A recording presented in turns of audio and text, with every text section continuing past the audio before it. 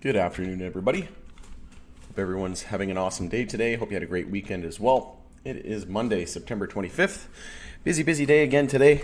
Had a busy weekend, busy day. Was at the Airbnb, had to do some stuff there, and then went to the bank and then had to go meet my lawyer and finalize some documents with regards to one condo purchase, and just got off the bank with regards to another purchase. So it's been busy, and now we'll do a quick market update. If anybody does have any ticker requests, please let me know inside of the thread. And as always, we usually do a market update about 30 minutes before the market close. And then I'll try and get another video out later on today, but we're seeing some decent movement here in the markets today. And there was also some news with regards to cannabis. So let me just bring it up here. Yeah, right here. Over 800 banks filed to allow cannabis businesses, FinCEN reports. So maybe I'll do a, whoops, wrong one there. Maybe I'll do a video on that here after. So that is huge, and then we know this week is a big week for cannabis stocks. Today's the meeting with Canopy Growth. So shareholder vote to proposal for the proposal to do share consolidation. Just because it gets voted, just because the vote gets approved doesn't mean it will be enacted. And they still have until January 11th to regain compliance. And today they could very well close over $1. I think they were over $1. They're back down to 91 cents. So they were over $1 at one point today. So they were seeing some decent movements. But here's the article here, over 800 banks. The U.S. Department of Treasury is getting hundreds more requests from banking institutions to work with cannabis businesses. So I'd say that's why we're popping pretty hard today in the cannabis realm. But other than that, yeah, we have a big week ahead. We have the 27th is the safer banking vote. And then 27th to 28th is Benzinga. So like I said, very big week ahead. But we'll take a look at the market here.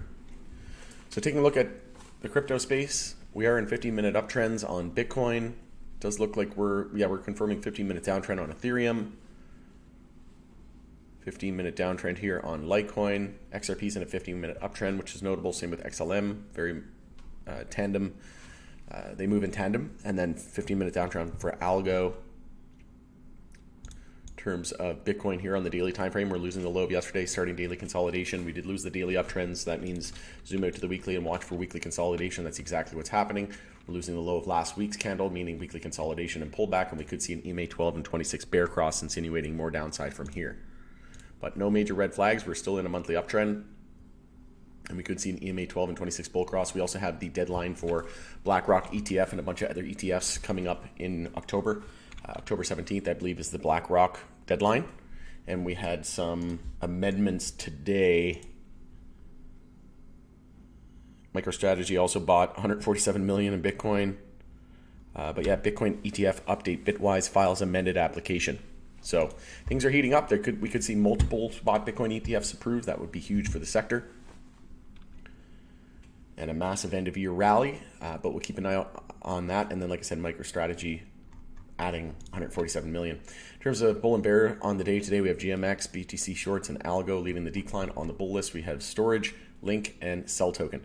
Storage is a name that I added not too long ago. This is a decentralized file storing, kind of similar to Filecoin, but Filecoin, the tokenomics aren't as great. I own both of them, but Storage is looking really good here. And off the low there at about 19 cents, we're up 134%. Also posted, I got the Rip'n Darts. Sorry, not Rip'n Darts, Shred Darts. Rip'n Darts is a Tilray product, but I couldn't decide which one to get, so I got all of them. If you click on the actual photo, it'll go over here. You can see the whole, I want it. Huh. Usually you can, I guess that one is full. Weird, okay. Yeah, so it's Tropic Thunder, Funk Master, and Gnarberry. Yeah, Gnarberry.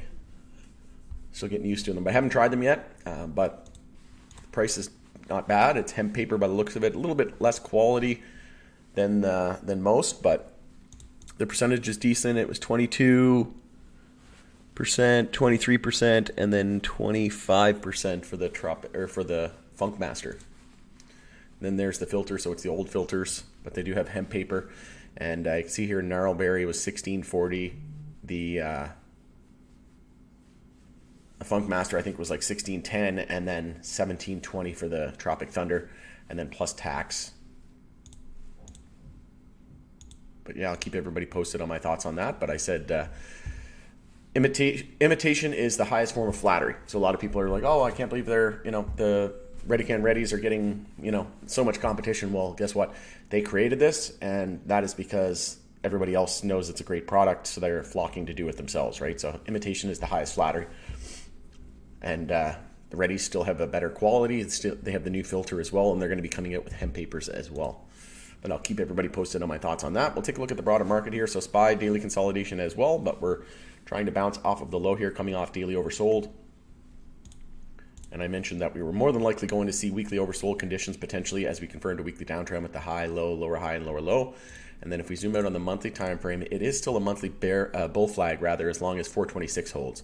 And then if you take the measured move from the low to the high here, which I moved that out, and then put it at the 0.32 fib, it says we're targeting at about 521 if confirmed. So in order to negate it, we need to lose 426. In order to confirm it, now we need to break above the bounce at 457.82. Break that, then we confirm it, targeting about 521 on SPY.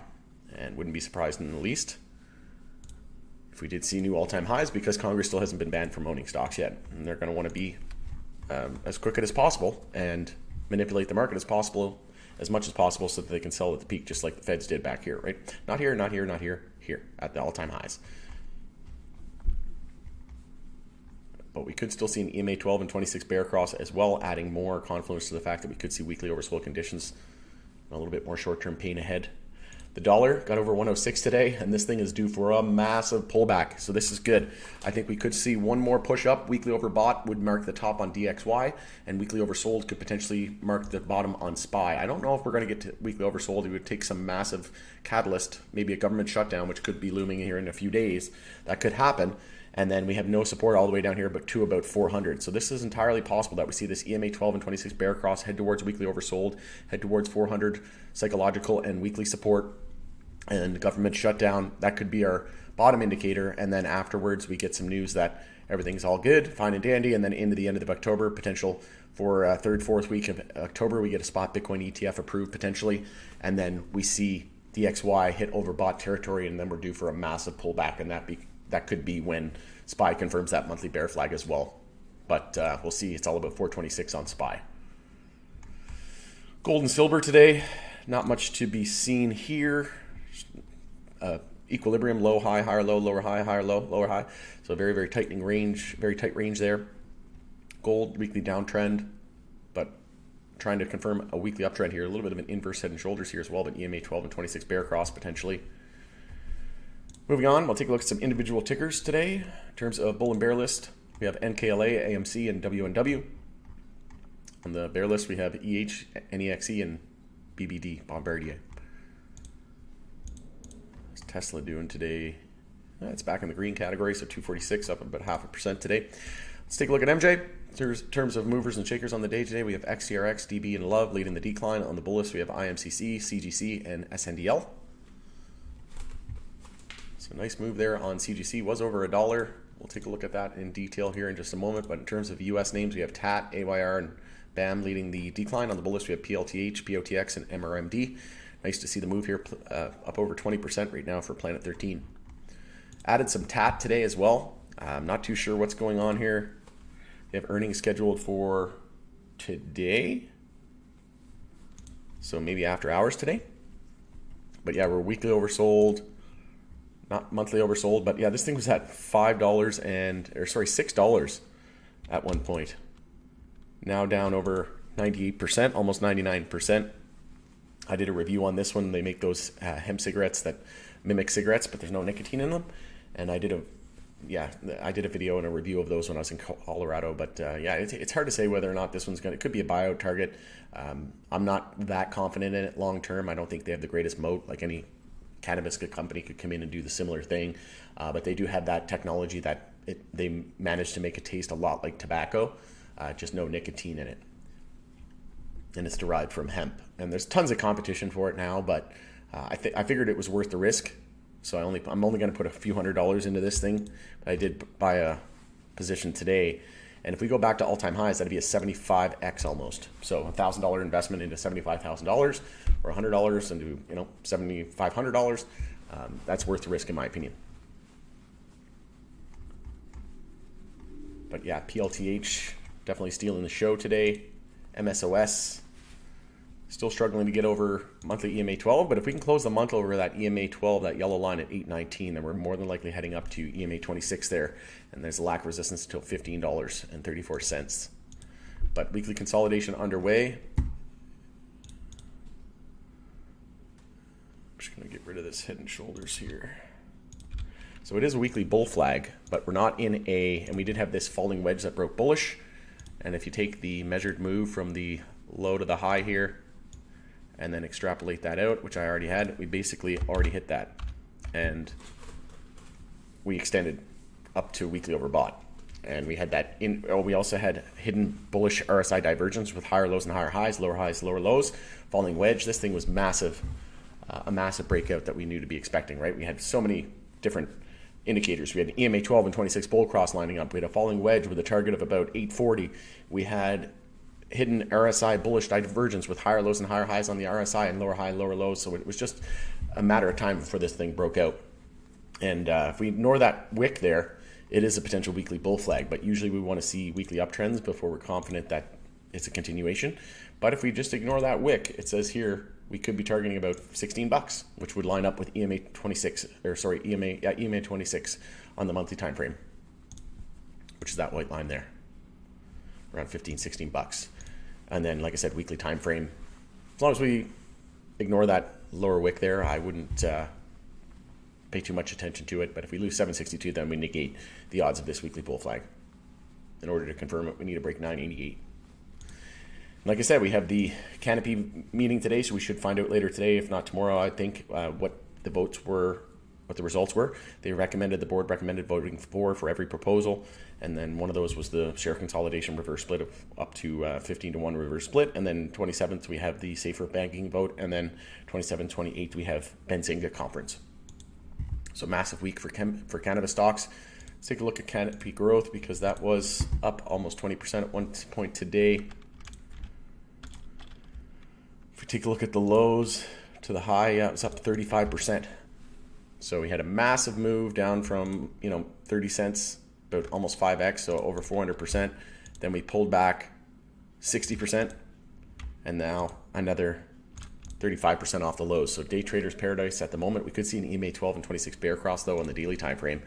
So it's not looking too hot at the moment, but like I said, as long as this weekly EMA 12 support holds, it's looking not too bad, and we could potentially see an EMA 12 and 26 bull cross on the weekly time frame. So if we do see a little bit more pullback, it could just be a flush stop loss hunting, and then maybe we back test 70 to 65, and then we see the bull cross on the EMAs play out.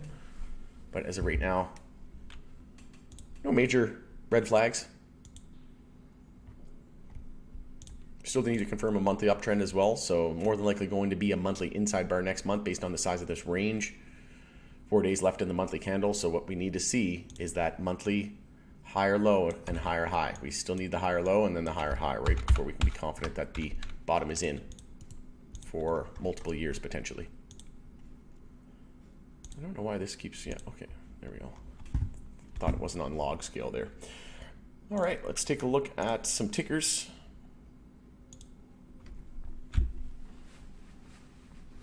Alicia would like to take a look at SNDL. No problem. Be happy to. So yeah, we knew SNDL was more than likely due for a decent sized bounce. And just one sec, I got an Airbnb guest messaging me.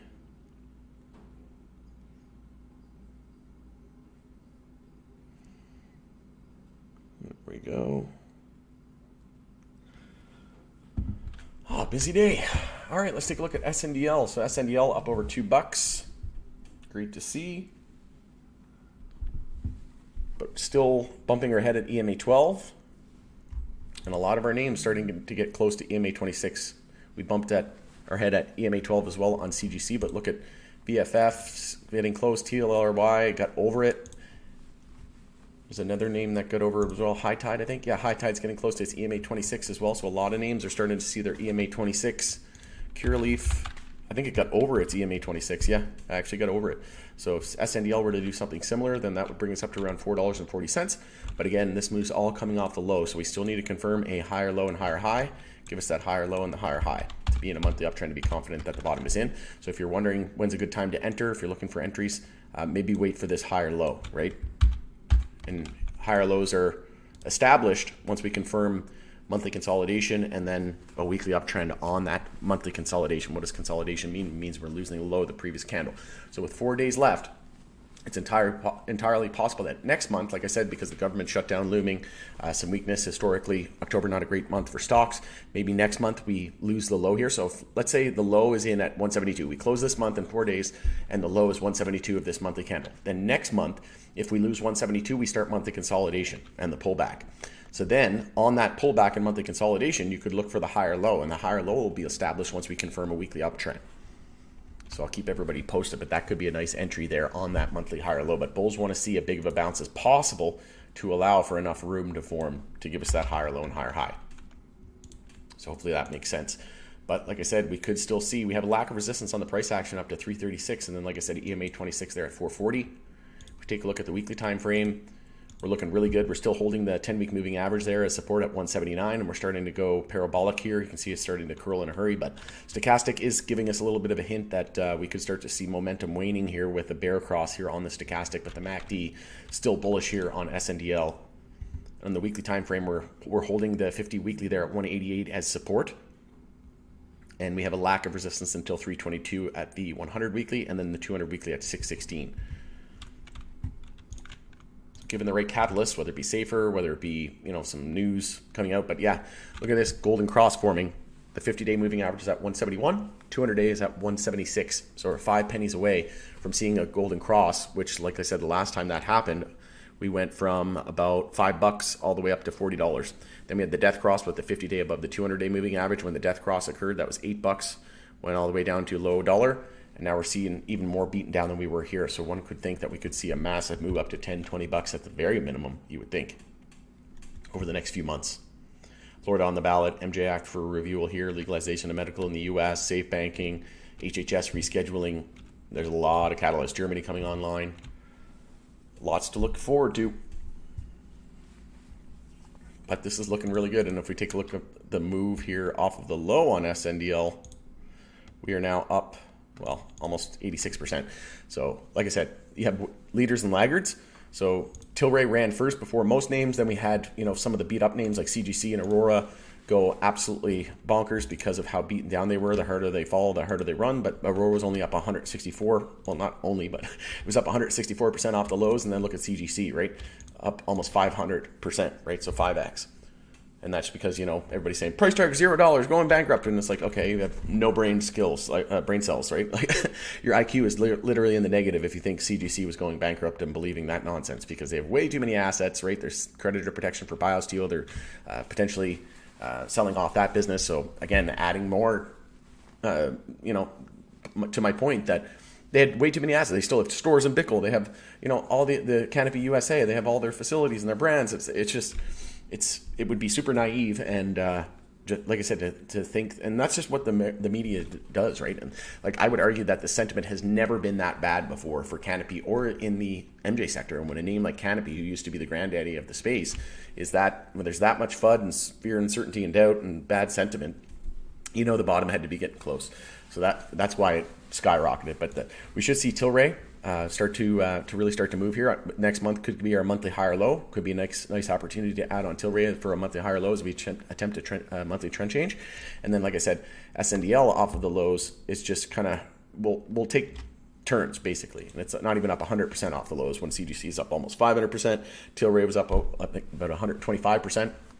So we just have laggards and leaders and laggards. OGI is a name that's probably going to see a massive move here at some point. Could easily see a back test of EMA 12 there at 253, and then EMA 26 at 432. And like I said, these are from OGI. But imitation is the highest form of flattery, as usual. But yeah, SNDL looking pretty good here. So hopefully that helps. And if you give me a little bit more, I know you just gave me the ticker, Alicia, for SNDL. So if you just give me the ticker, I'll give my unbiased opinion, obviously. And then if anybody else is listening, if you let me know the ticker and then your game plan, like looking to add, looking to sell, looking to dollar cost average, whatever your game plan is. If not, you can just give me the ticker and I can give you my unbiased opinion for sure.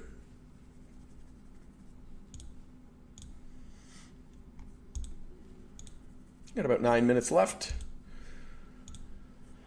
SPY not doing too bad here into the end of the day. Confirmed a 5-minute uptrend with the low, high, higher, low, and higher high.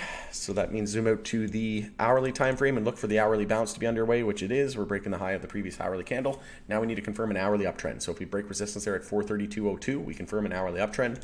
That means zoom out to the daily time frame and then look for the daily bounce to get underway potentially as soon as tomorrow. We do have a gap there as well at 438.43. But coming off daily oversold.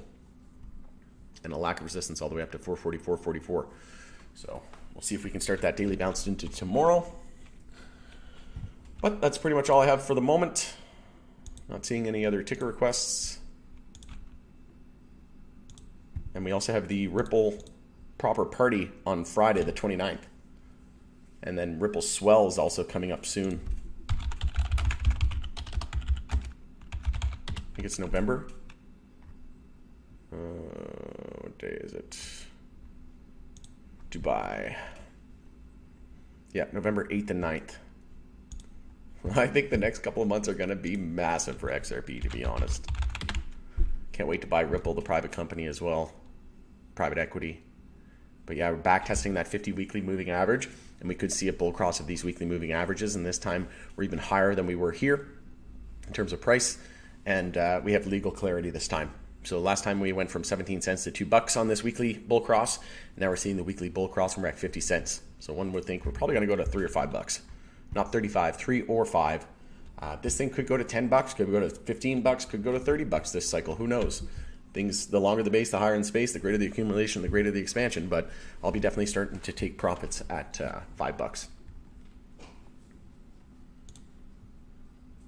All right, going into there. No other news at the moment in the POW Group private community either.